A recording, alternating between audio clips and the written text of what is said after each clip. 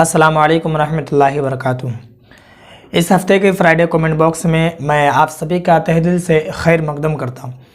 जिस तरीके से पूरे हफ्ते में आने वाले तमाम सवालों में से 10 सवाल चुन लिए जाते हैं, उसी तरीके से इस वीडियो में भी 10 सवाल चुन लिए गए हैं और 10 सवाल के जवाब दिए जाएंगे। तो इस वीडियो को मुकम्मल आप ज़रूर देखिए। हो सकता है कि आपका सवाल ले लिया गया हो और इसी वीडियो में आपको जवाब दे दिया गया हो, तो इस वीडियो का आप मुकम्मल देख लीजिए।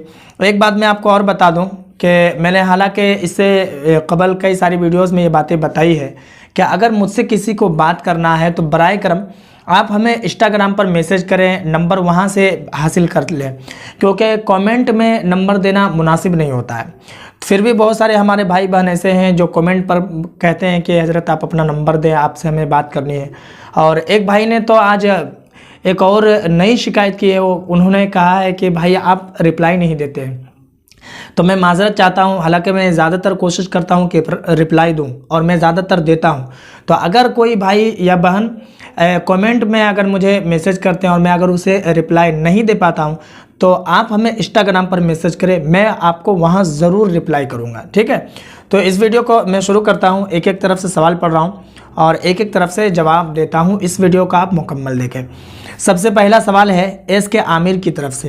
इनका सवाल है कि इनर हो या जैकेट या फिर कोई भी कपड़ा वगैरह पहन कर पेशाब किए लेकिन इस्तिंजा नहीं लिए, यानी कि पाकी हासिल नहीं किए। इस्तिंजा का मतलब होता है पाकी हासिल करना, ठीक है, यानी कि उसको धोए नहीं पानी से, और फिर जब हम घर आए तो घर में आकर हम नहा लिए, तो फिर दोबारा उस कपड़े को हम पहन सकते हैं या नहीं, वो कपड़ा पाक है या नापाक है।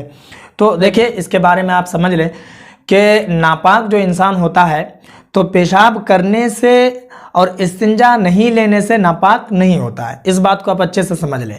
नापाक इंसान कब होता है, यानी कि गुस्ल जो फ़र्ज होता है इंसान के ऊपर, वो कब होता है, मनी का अपनी जगह से सोहबत के साथ निकल जाए या फिर हम बिस्तरी करें, फिर ऐसी सूरत में दोनों पर यह गुस्ल फ़र्ज होता है। लेकिन पेशाब अगर किसी ने किया और मजबूरी वहाँ पर पानी नहीं था तो इसलिए वो इस्तिंजा नहीं किया, यानी कि पानी से नहीं धोया, तो फिर ऐसे सूरत में वो नापाक नहीं होता है। घर आकर वो धो ले और फिर नमाज भी पढ़ ले, ठीक है। हाँ, अलबत्ता अगर कपड़े वगैरह में लग गया है तो कपड़े को धो ले, जहाँ पर लगा है उसी जगह को धोएं। और अगर कपड़े पर नहीं लगा है तो वो कपड़ा बिल्कुल पाक है और पूरा जिस्म भी पाक है, बाद में उस कपड़े को पहन सकता है। तो इसका मतलब आप बाद में उस कपड़े को पहन लें, उस कपड़े को पहनकर नमाज भी पढ़ सकते हैं, नापाक वो कपड़ा नहीं हुआ, ठीक है। अब है दूसरा सवाल।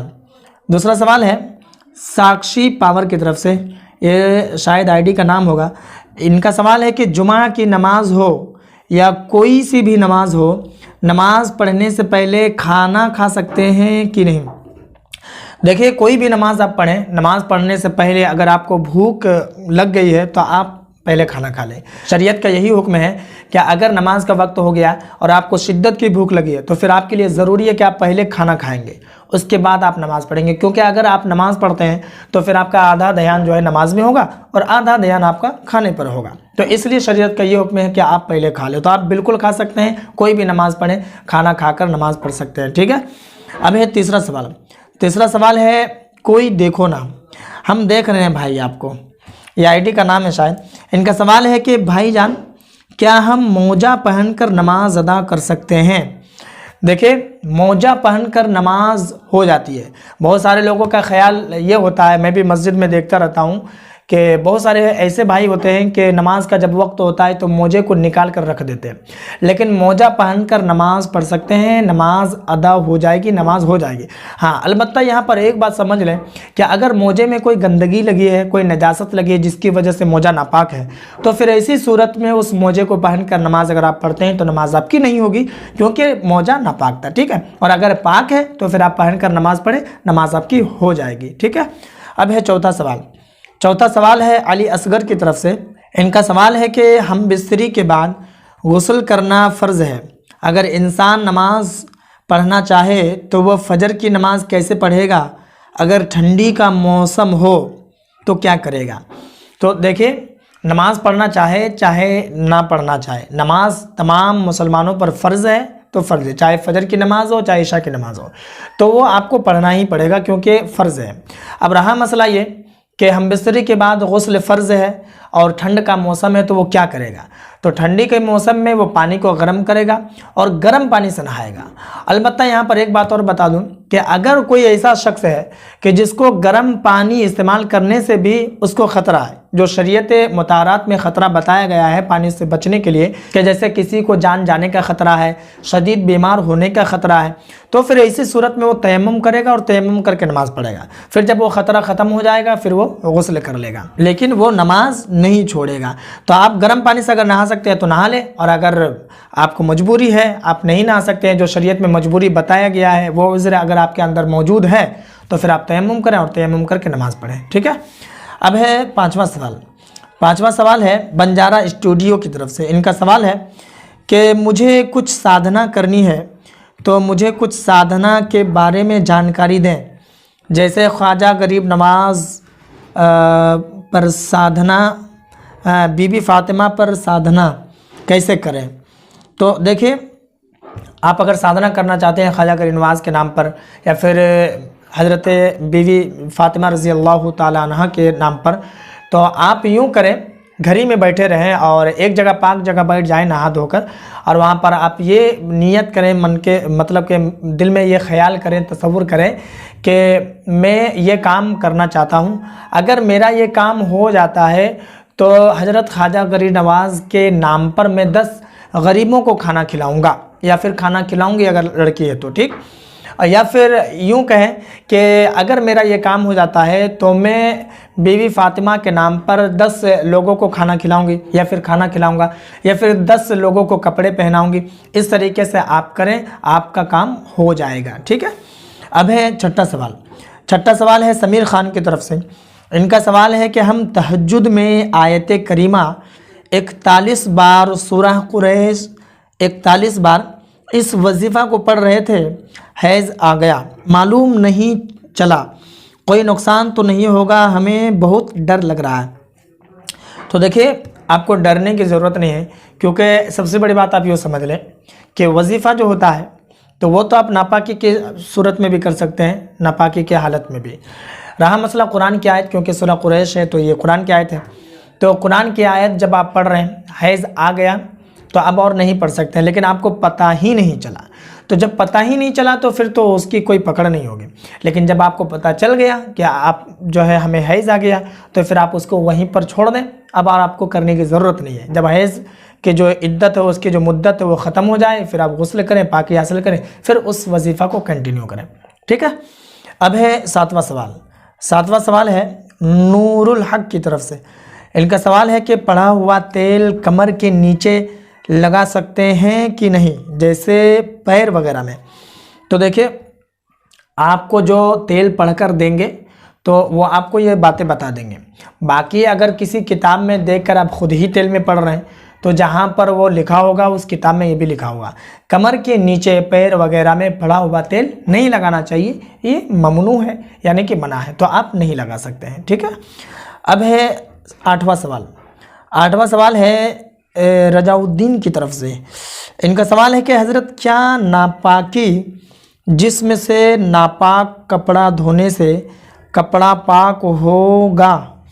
देखिए, अगर बदन नापाक है और कपड़ा अगर आप पाक कर रहे हैं, जैसे कि एहतलाम हो गया मिसाल के तौर पर, या फिर मियाँ बीवी हम बिस्तर हुए, तो कपड़ा अगर नापाक हो जाता है, कपड़े में नापाकी लग जाती है, तो फिर ऐसी सूरत में क्या करेंगे कि आपके बदन पर जहाँ पर नजासत लगी है वो आप धो लें।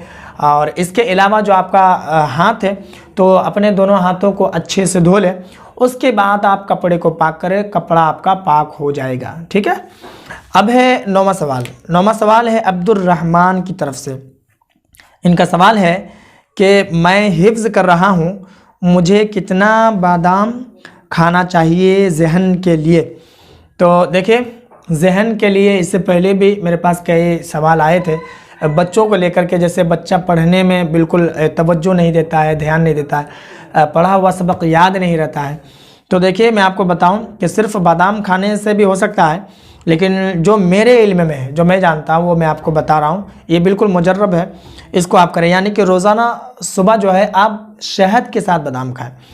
ठीक है, शहद ले लें और शहद के साथ बादाम खाएं। कितना बादाम खाएं? कम से कम 3 खाएं और ज़्यादा से ज़्यादा 7 खाएं, 3, 5 या 7, ठीक है, शहद के साथ। ये एक हो गया। और दूसरा एक और है जो बहुत ही मुजर्रब है, और इसको आप करेंगे तो इंशाअल्लाह तबारक व तआला आपका जो क़ुव्वत हाफ़िज़ा है वो मजबूत होगा, आपका जहन में इजाफा होगा, ठीक है। वो ये है कि सूरा अलम नशरह लका जो है, अलम नशरह लका सदरक व वदअना अन्का विज़रक, ये जो सूरा है आप रोज़ाना रात में सोने से पहले 11 मरतबा पढ़ लेंगे, और 11 मरतबा पढ़ने के बाद आप हाथों पर अपने दम करेंगे इस तरीके से और अपने चेहरे पर मल लेंगे, ठीक है। उसके बाद अपने सीने पर मल लेंगे, इस तरीके से आप पूरे चेहरे पर मल लिए, अपने सीने पर मल लिए, तो 11 मरतबा अव्वल आखिर दुरूद पाक पढ़ लेंगे। इंशाअल्लाह तबारक व तआला आपके जहन में इजाफा होगा, क़ुव्वत हाफ़िज़ा भी मजबूत होगा, और इंशाअल्लाह तबारक व तआला आप अच्छे हाफिज़ होंगे, आपको पढ़ा हुआ सबक याद भी रहेगा और सबक भी जल्दी याद होगा, ठीक है। अब है 10वां सवाल। ये सवाल है मोहम्मद मंजर अली अंसारी की तरफ से। ये सलाम करते हैं, अस्सलाम वालेकुम। वालेकुम अस्सलाम। इनका सवाल है जायज़ मकसद कैसे पूरा होगा। तो देखिए, जायज़ मकसद जो आपके हैं तो आप उसके लिए दुआएं करें। वजीफ़ा वगैरह भी बहुत सारे आते हैं तो वजीफ़ा वगैरह करें। नमाज के पाबंद रहें आप, यानी कि 5 वक्तों की नमाज़ पढ़ें। इसके अलावा अल्लाह तबारक व तआला की बारगाह में दुआएं करते रहें। अंबिया कराम, सहाबा कराम, औलिया कराम का वास्ता दे, उनके सदक़े से मांगा करें। तो इंशाअल्लाह तबारक व तआला वो जायज़ काम, वो जायज़ मकसद अगर आपके हिस्से में बेहतर है तो फिर इंशाअल्लाह तबारक व तआला वो आपका काम ज़रूर पूरा होगा। मैं उम्मीद करता हूँ कि जितने सवाल थे सारे सवालों के जवाब आपको समझ में आ गए होंगे।